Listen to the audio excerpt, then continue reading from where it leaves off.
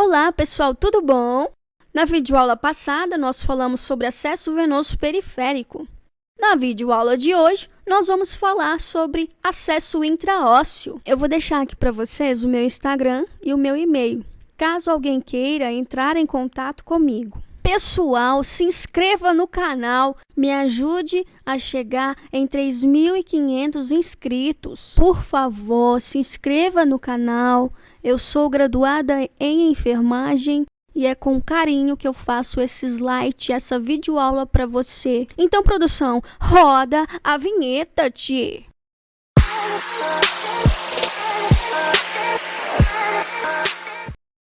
A punção intraóssea é um procedimento que consiste na administração de fluidos na cavidade medular. É considerado um recurso emergencial que é totalmente confiável, quando um acesso periférico não é viável, e pode ser utilizado em traumas, emergências e em casos que necessitem de reposição volêmica. Então, quais são os tipos de fluidos e medicações que podem ser utilizados? São eles solução fisiológica, solução glicosada, ringer lactato, plasma, sangue e contraste.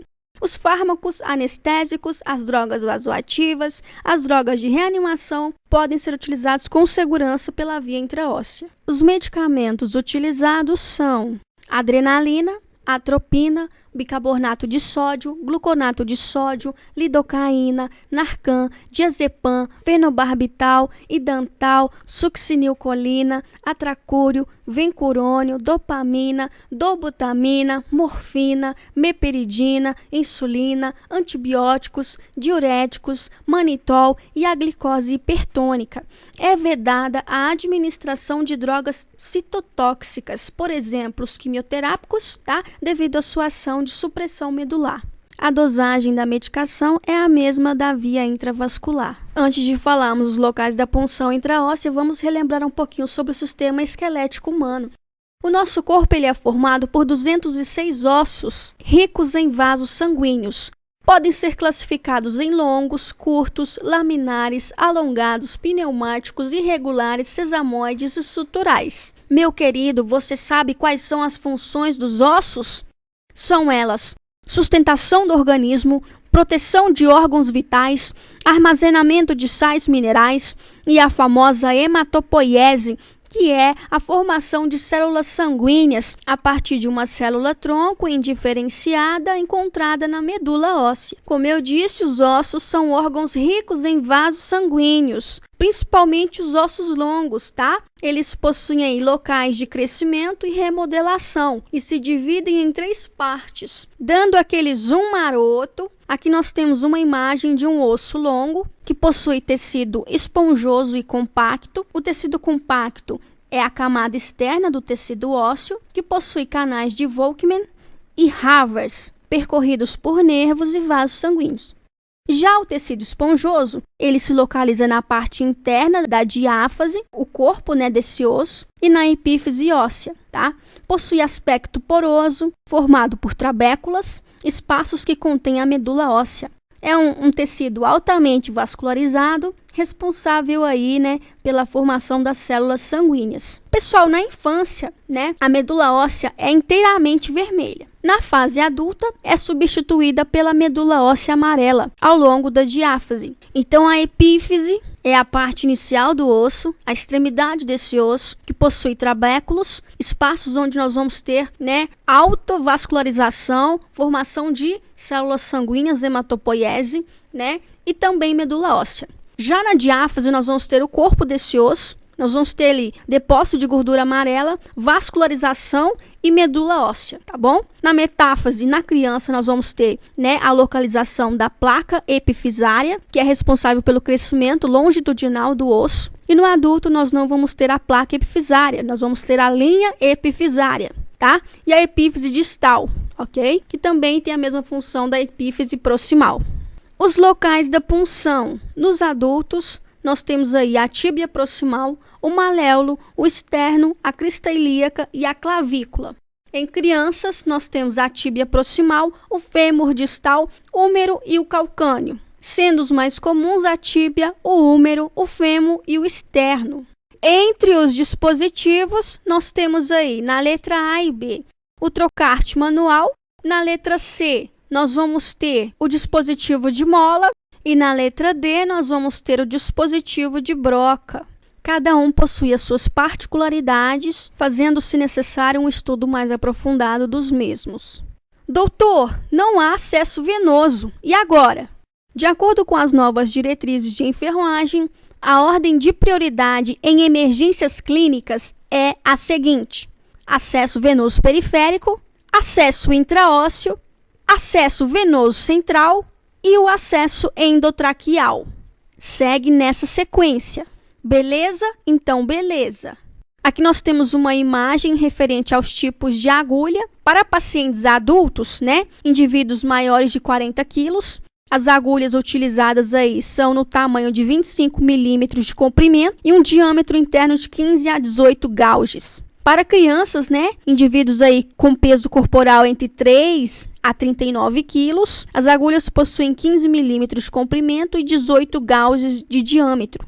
O interessante é que na prática clínica são descritos o uso aí de agulha comum no tamanho de 25 por 12 milímetros, agulha para raquianestesia e agulha para biópsia de medula óssea, como alternativa aí, na indisponibilidade do uso de um dispositivo adequado.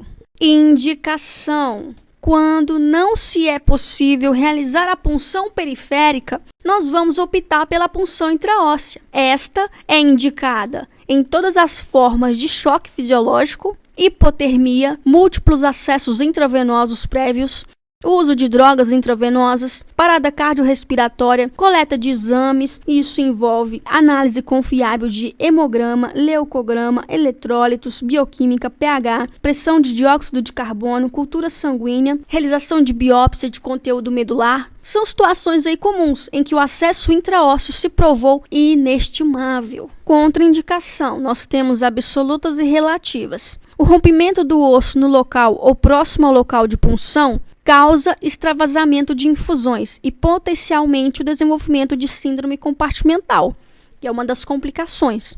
A infecção sobre o ponto de inserção tem aí o risco de semear a infecção para dentro do osso e causar osteomielite. As contraindicações relativas envolvem o rompimento da matriz óssea, que pode interferir de um modo imprevisível com a punção ou taxas de fluxo do acesso, e a inserção em metais implantados, que pode causar danos à prótese ou à agulha de punção intraóssea. Em casos de dificuldade na identificação dos pontos anatômicos, deve-se ter extrema cautela, uma vez que pode causar danos a estruturas subjacentes, ok?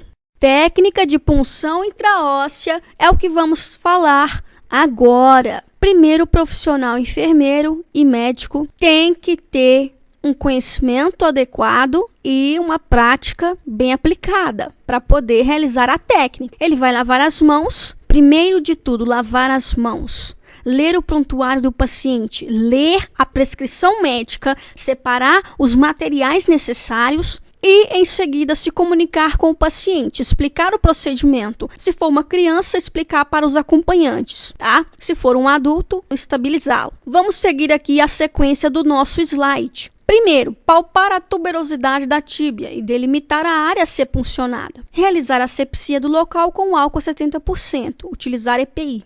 Checar a agulha de punção. Posicionar o membro a ser puncionado em superfície firme. Com a outra mão, proceder à inserção da agulha no local previamente determinado, realizar um ângulo de 90 graus. Ficar atento à entrada da agulha e o momento de parar de avançar a agulha. Após a inserção da mesma, é necessário o quê? Fazer a aspiração do conteúdo, tá? Para ver se está no local certo. Em seguida, aí, você vai realizar um fluxo manual de 10 ml de fluido para verificar a permeabilidade ou ocorrência de extravasamento e conectar a infusão a ser administrada. Em seguida, vamos fazer um coxim para melhor posicionamento do membro, estabilidade e conforto do paciente e evitar também o deslocamento do dispositivo. O local da punção deve ser coberto por um curativo estéril. Em caso do dispositivo de mola, aplicar a trava de segurança. E a remoção do dispositivo é realizada de um movimento único, puxando e girando firmemente a agulha no local. Só lembrando que a Lei 7.498 de 86 dispõe sobre a regulamentação do exercício da enfermagem. E ela diz que o enfermeiro pode realizar atividades de maior complexidade, desde que tenha embasamento científico e capacidade de tomar decisões imediatas. Tanto o médico como o enfermeiro podem realizar esse procedimento se estiverem aptos, ok?